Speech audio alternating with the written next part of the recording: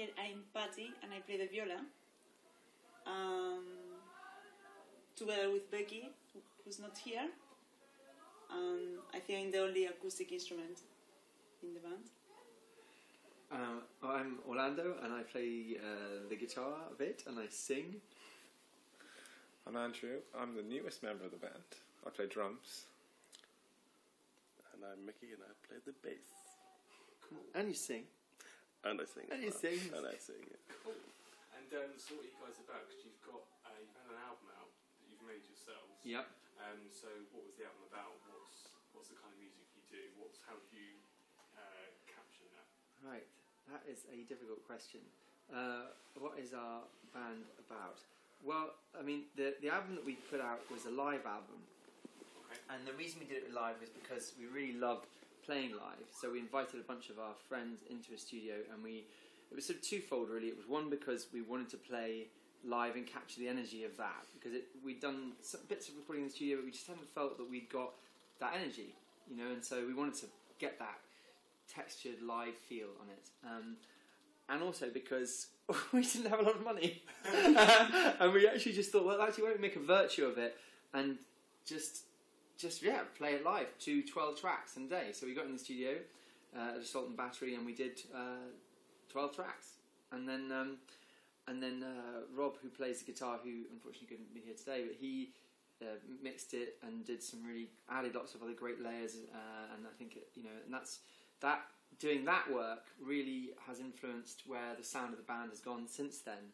So that album represented, a lot of the work that we'd done up to that point when we recorded it, and but it had a lot of the themes that we're still developing to do with, I suppose, a lot of it taking place in London, inspired by the city and the things that are happening here, and the kind of different sorts of people you see here, and the extremities of it.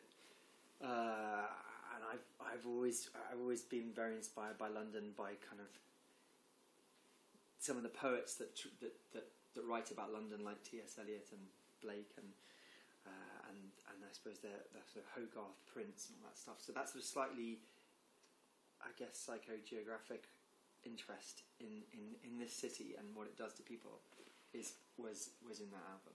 Okay, that's my short answer. That's your short answer. Cool. We'll come back for the 3 hour. Yeah, the 3 hour. Yeah, exactly. And who do you guys kind of reference when you're writing? Because there's 8 of you, man, 7 or 8 of you. Yeah. So how do you bring 7 or 8 minds together to make one song or one album or one sound? Yeah. Well, it's never like one set way. Every song's always come about differently, a mixture of different ways. Yeah, I mean, and I think one of the things I love about this band is the sort of collision of different influences. So, I might get the idea from some Spam, or and write it the gist of it acoustically on my guitar. But then, each person brings such a different take on it. And actually, the times when I think it's often been most successful is when it's been transposed and taken to a completely different instrument, or like on the single All of the Dogs, which I started off when I wrote that, I just was writing on my acoustic guitar, and it had a kind of, but the sort of dum dum dum dum dum dum, that kind of pattern.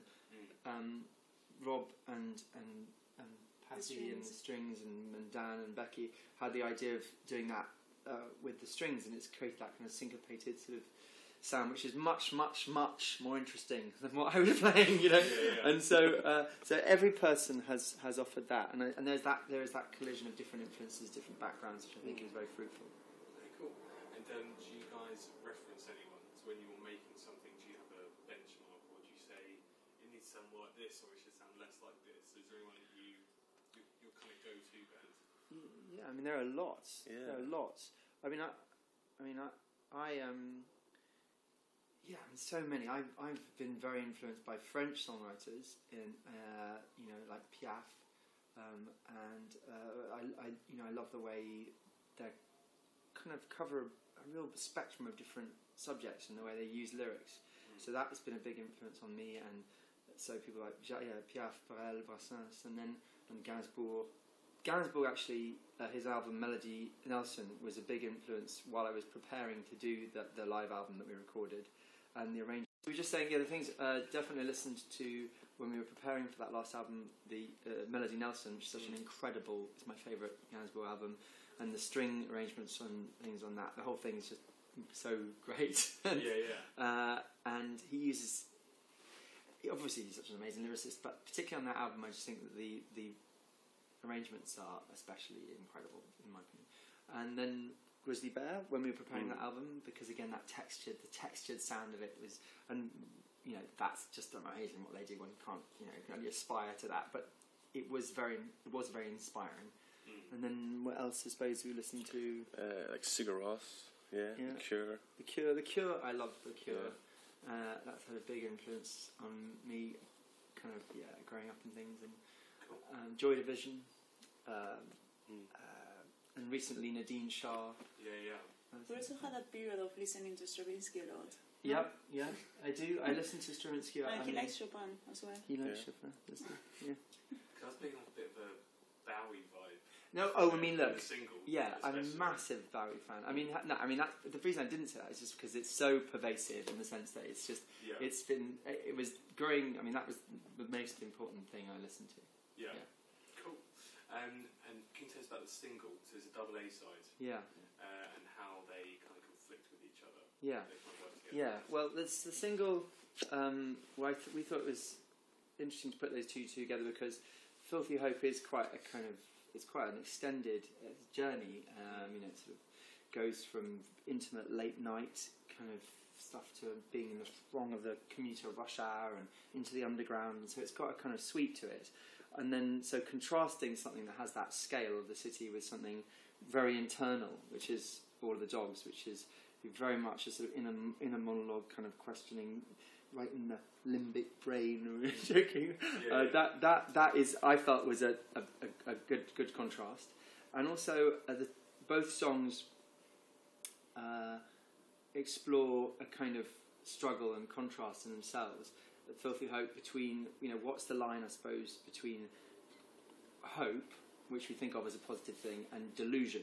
Yeah. When does hope become just craziness? You keep hoping for something that's clearly never going to happen, then you're just mad. Or are you, really hopeful?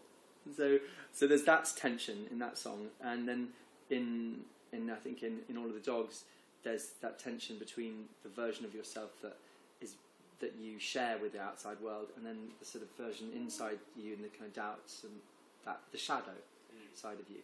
And that's why for the launch that we're doing at Seabright Arms, we wanted to do everything doubled, like a shadow. Yeah. So 2 nights and 2 different support acts and sort of screening of things and black and white, and have that the theme of this other side of yourself. Yeah. So because without giving too much away, because the shows haven't happened yet, how are the shows going to contrast with each other? Yeah. Well, for one, obviously the live horses will only be on one night, the first night, and the second night the peacocks, because they're completely. Well, you guys have been busy preparing things. What have you got up your sleeve? We've got some secrets to come. Yeah, some shadows. Yeah, been working on a lot of projection stuff. Yeah. To go along with the songs. Yeah, 3-dimensional kind of visual projections throughout the actual stage itself. So. Oh, nice. Yeah. Cool. And things to do with extra people have played with us. Yeah. It's kind of boiled down to this core now. But even when we have the cores of the band, sometimes people have other commitments, orchestral commitments, and other things. So what that it is, the good side of that is that for the different shows, it forces us to constantly, think about the arrangements and reinvent them for the specific spaces that we're playing in. And I'm so lucky to play with people that are so talented that we can go, oh, we haven't got. So this person playing this part today, but maybe we could. What if you played that like this? And how about if we? And I think that's one of the things that keeps it quite fresh. And I really believe that live performances don't have to be like they are on the record, and in fact, they shouldn't be trying to be. And that you different. I mean, I guess it comes from spending so long time doing theatre and things and had an improvisation company, and I really learned. Not just theoretically, but really learned by doing it, that the mistakes are fantastic what you think of as mistakes, and the variations are fantastic. They keep you alive, they keep you on your toes, and that transmits to the audience.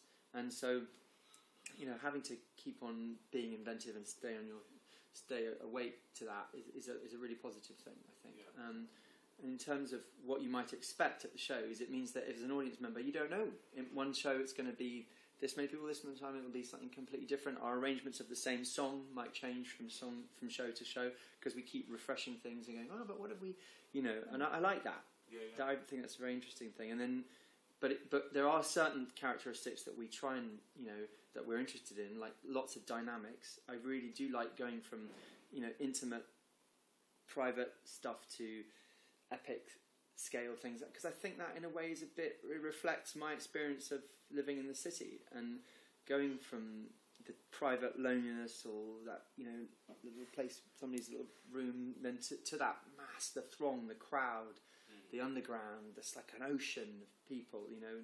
So I think that scale, going from intimate to the epic or big, that's important. And I mean, and I think also try to, you know, for example, in all the string parts that Patty and Becky and Dan have written, you know, they're not just pads. They try and do something really interesting with it, and you know, right across the board, I just challenge ourselves with the arrangements. I hope. Yeah. You know. What I love what it really surprises me is when we have a really weird combination of people and the songs still work. Like yesterday, we were just Mickey, Orlando, and me, and it's bass, viola, and guitar, and still it works. It really surprises me every time when we have a weird combination. I like that. Yeah. Because then the song lives in a different way, doesn't it? I don't think we've ever settled on a song. Of like, it seems to be constantly changing. Even songs that are like 2-3 years old now, just always developing now. You know, I don't think we'll ever go, this is it. You know, this is the song. So it's never done. Yeah. Which is why, in a way, a live album is quite a nice thing, because you're not saying, oh, this is the definitive statement. This is just work in progress, and this is what it sounded like then. And even since we recorded that live album, we've changed those arrangements a lot. Yeah. You know, of those arrangements of those songs, and which makes it funny sometimes when you're reading it, because you go, oh, it doesn't sound like that anymore. Actually, that's fine. That's what it sounded like then. You know, when we recorded it. Yeah. And so So I guess what one last question, I guess, what are people buying into when they're buying into the band? Like, I guess not with money, but I guess, you know, emotionally, what are they buying into when they buy into you guys, if they're coming to see you or they're getting a record? Because it's not always the same thing. So what is it there? What's the hook for them? Well, I have certain feelings about that. But again, it's me talking. But, Of course, I think one of the things that is, I'm a very committed kind of person. I just am a bit heart on my sleeve kind of person. I do talk too much. I just do everything too much, and I used to feel, and I still often do feel embarrassed and ashamed about that. But actually now I just think, sort of fuck it. And so there's a kind of, I think, and this is connected to the shadow stuff, there's a sort of honesty in that commitment, which is going, yeah, we're all a mess. We're all vulnerable, we're all human, we're all super flawed and ridiculous and wonderful at the same time and obscene at the same time. And if you can kind of have some compassion and accept that and share it really honestly, even the really vulgar excess of yourself, then I think maybe you might give people the permission to be a bit more compassionate for themselves.